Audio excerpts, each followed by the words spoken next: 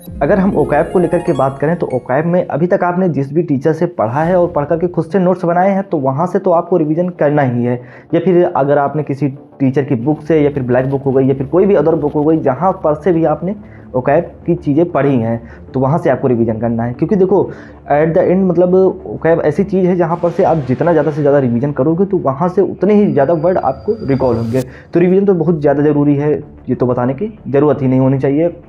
और इसके अलावा जैसे कि जो अभी लेटेस्ट एग्जाम हुए हैं जैसे कि सीजीएल हो गए, सीएचएसएल हो गए और सीपीओ हो गए, तो इन सब में जो ओकैब पूछी गई है तो वो तो आपको ज़रूर ही करनी चाहिए, क्योंकि वहाँ से मैक्सिमम वर्ड आपको रिपीट होते हुए एमटीएस के एग्ज़ाम में देखने को मिलेंगे ही। और इनके जो पीडीएफ वगैरह है मैंने ऑलरेडी अपने टेलीग्राम ग्रुप में प्रोवाइड कर रखी है, जहाँ पर आपको सीजीएल हो गए, सीएचएसएल हो गए, सीपीओ हो गए और इसके अलावा जो सिलेक्शन पोस्ट है तो इन सभी एग्जाम में जो भी ओकैब पूछी गई है तो वो अलग अलग मतलब कि आपको कंपाइलेशन देखने को मिलेगा। मतलब जैसे सीजीएल में जितनी भी ओकैब पूछी गई है तो उसमें भी सब पार्ट आपको देखने को मिलेंगे अलग अलग, जैसे कि सिनोनिम हो गए, एंटोनिम हो गए, उसके बाद वन वर्ड सब्स्टिट्यूशन और ये आइडियम फ्रेजेस सभी की मतलब अलग अलग कंपाइलेशन देखने को मिल जाएगा। मतलब और इस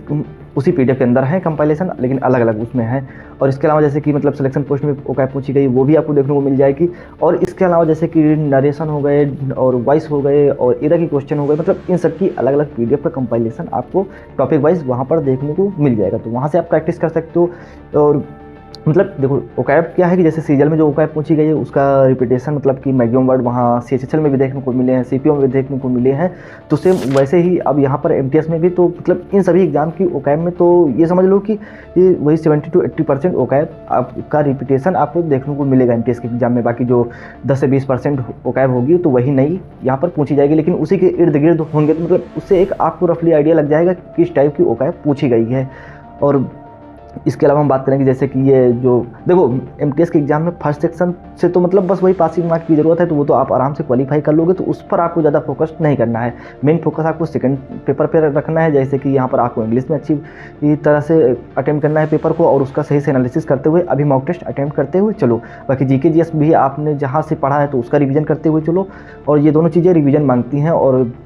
एट द एंड सिलेक्शन आपका यहीं से होना है, इसी सेकंड सेक्शन से। तो इसके लिए अभी से मतलब जो भी आपके पास टाइम बच रहा है तो वहाँ पर अच्छी तरह से अभी जितना अपना एफर्ट मार सकते हो तो अपना एफर्ट मारो। और इसके अलावा आपने किस डेट को स्लॉट बुक किया है, और शायद इस बार तो मतलब वही है कि आप एग्जैक्ट डेट को स्लॉट तो बुक नहीं कर सकते हो, मतलब इस बार ग्रुपिंग कर दिए हैं, तो ग्रुपिंग के हिसाब से आपने किस ग्रुप में अपने स्लॉट को बुक किया है और आपकी फर्स्ट सिटी प्रेफरेंस कौन सी रही है वो भी कमेंट कर देना। इसके अलावा अगर आपका कोई डाउट बचता है तो कमेंट करके आप वो भी पूछ सकते हो। बाकी जो लोग बिगिनर्स और रिपीटर्स हैं तो आप फिर जाकर के मेरी ये वीडियो ज़रूर देखो।